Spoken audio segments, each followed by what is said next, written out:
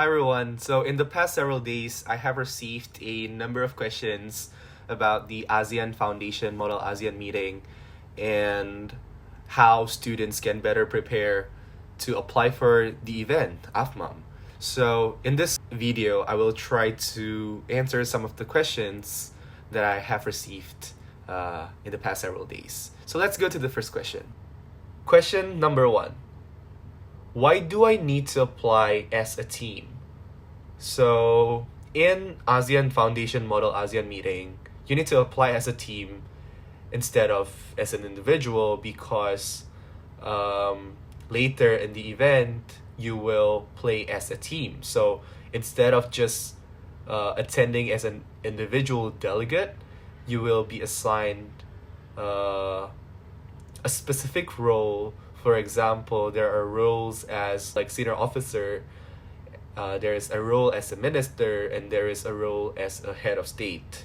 So the reason why you need to apply as a team is because your team will be assigned to represent another country, and after you're assigned to represent another country, you will know your role, whether you're a senior official or you're a minister or you're a head of state. So if you're a senior official or you're a minister, then you will be assigned to different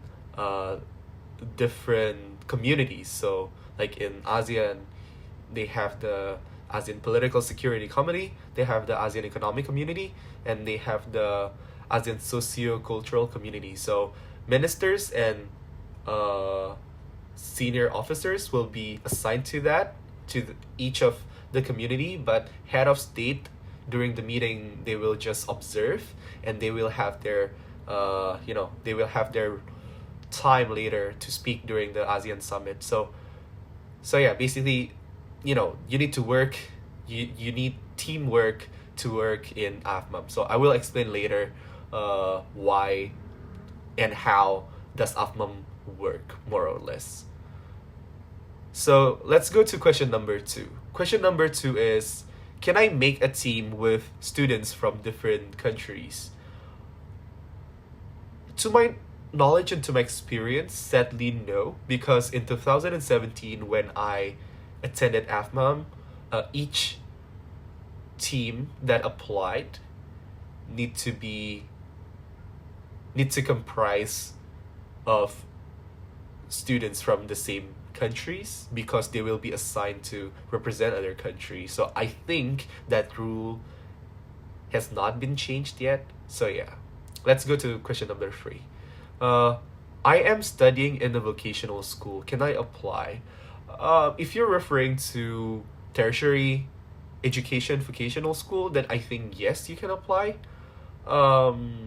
For example, like, students who are studying in polytechnic or, vocational schools, I don't think you have to study in a university to apply. As long as you are in a tertiary level education, then I think you can apply. So question number 4. About the team, does each member have to be from different universities and majors? To my knowledge,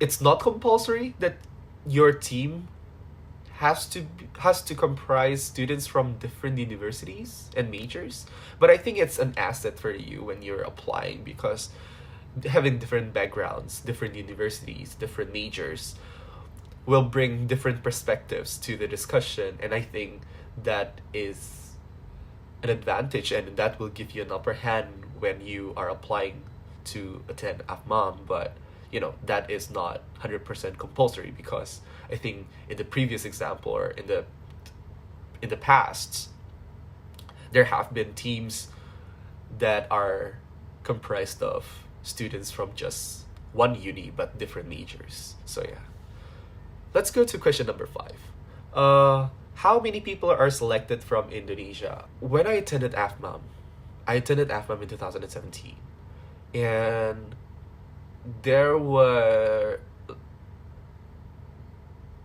7 people selected from Indonesia and from different countries as well, because from the number of people that are selected from each ASEAN member states are the same, 7 people or one team, and plus one faculty advisor. That was the case in 2017. But in 2018, I think they increased the number to 14 or 2 teams. And I think that also happened in 2019, but I'm not entirely sure about 2020. But I think more or less it's around that number. So let's go to question number 6.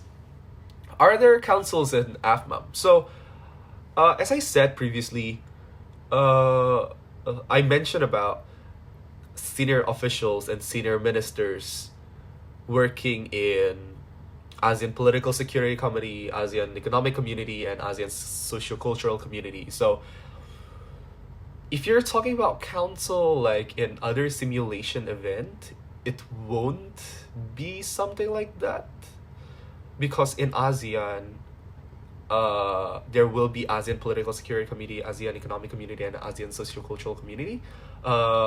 Basically, during one ASEAN simulation meeting, there will be one big topic that is discussed. But each different communities are going to discuss this one big topic from each different perspective so that the discussion becomes richer in terms of that. So yeah, if you're talking about councils, it won't be as the same as the council that you might have in mind. But yeah, there are separation of discussions. But at the end of the day, these 3 different community will produce a draft chairman statement, and this draft chairman statement will be discussed again in ASEAN Summit level, and all these recommendations from these 3 different perspectives will be compiled and will be discussed again. So in AFMAM, there are at least 3 layers of discussion. So layer 1 is where the senior officials are having a meeting, so senior officials meeting, and the second layer is the ministerial meeting. So the top layer is the ASEAN Summit simulation. So the discussion from the senior official meeting will be lifted to the ministerial meeting and will be lifted again to the ASEAN Summit. So when it reached the ASEAN Summit level, then all the discussions that have been going on will be accumulated and will be discussed one more time. So yeah, let's go to question number 7. Do we get scholarship when we are selected? I wouldn't say you will get a scholarship because in my mind, like to what I know, scholarship is when you attend a school or you go for an exchange program or you go to a summer school, but this is not one of those. So I wouldn't call it a scholarship. But yeah, absolutely the organizer, the ASEAN Foundation, is covering some of the expenses. So for example, my flight from Jakarta to Manila. Manila is where the event was hosted in 2017. The ticket from Jakarta to Manila back to Jakarta is covered by the organizer. Other than that, they provide us with accommodation in the hotel nearby the venue, and the hotel was really nice. I'm not sure whether it's a 4-star hotel or a 5-star hotel, but it's really nice, and it was really close, in a very close proximity to the venue. So, people can just walk, even though the comedy provides us with a bus, and some days we walk from the hotel to the venue because it's very close. So yeah, that was a very fun experience. Let's go to question number 8. Do I need to have a high level experience to apply? This is a very interesting question, but it depends on how you interpret high level experience. But anyway, it's so the answer will be yes and no. Yes, in a sense that when you have previous experience related to ASEAN or related to people management, when you have managed organizations or event previously, then that will be an advantage for you in applying. But On the other hand, when you don't have that kind of experience, I think that's fine too, as long as you can explain to the organizer your interest in ASEAN, your interest in attending the event, what do you want to learn, what can you contribute, and what's your future plan. So how does this event can contribute to your longer and long-term plan. So yeah, that's a yes and no question. And that's a yes and no answer. Let's go to question number 9. What are your suggestions for students who want to apply to AFMAM on team composition, preparation, and etc.? For composition, I already said that, it's good to have diversity in your team, but if you don't have the diversity, that should that shouldn't be a hindrance when you want to apply. So, craft a team that you think can bring new perspective to the discussion, that you think can bring richness to the discussion. So either you have a team of people with different backgrounds educationally or different cultural backgrounds. I think, yeah, about how you present yourself and your team. So on preparation, I think in my year there were questions on, what's your interest in ASEAN, and what's your motivation, why do you want to apply to attend AFMAM and everything. So I think the most important thing that you have to consider and remember when you are trying to answer one of these questions is that just being honest, like just try to explain to the organizer, why do you want to apply, and why do you want to attend, what kind of lessons are you expecting, what do you want to learn, and what can you contribute to the event. So let's go to the last question. This question is very interesting. What is unique about AFMAM? For me, what is unique about AFMAM is the fact that AFMAM brings together people from different countries, from all 10 different countries in ASEAN. And, during my almost 4 years of undergrad years, I have almost never found any event that can bring students or participants from 10 ASEAN countries. Usually, at most, there are 8 or 9, but never, ever, any organizer can bring together people from 10 different countries of ASEAN. So I think that is what is very interesting about ASEAN, and the fact that the organizer is trying to make us, the participant, to have an organic discussion, so they don't push us to talk, but instead they give us free time after 5 or 6 every day, 6 p.m. every day, to just talk and to just hang out, to get to know each other, to chat, discuss, and everything. And I remember I think the first days of the conference,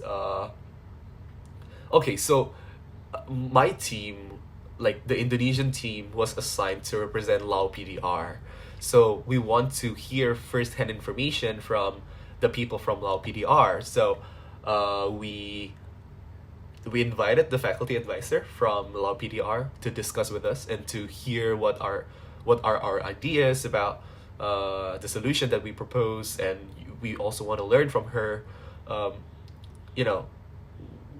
what does she think and what does she feel about her country's stance in that issue. So we invited her and we had a chat. And I also remember, I think it's around the same day, my friend and I, around 2 or 3 people, because we represent Lao PDR and we actually want to learn from them, so we visited their hotel room, because they're gathering in one hotel room in the hotel, and we actually asked them questions. And after we asked them questions and all the serious stuff is finished, then we just chat. And I think after that, we kind of have an organic relationship with them. Like we hang out together. We went to the mall the day after, and then we just talk during lunch and everything. And it's not just people from Lao PDR. Like we made lasting friends from Singapore, from Malaysia, from Thailand, and yeah, I think that is what is unique from AFMAM. Like, they don't push us, they don't force us to have a connection. They let us to build that connection organically, and yeah, I think that is all the questions that I uh, can answer today. Thank you so much for asking the questions. Uh, I hope to see you in another video. Bye bye.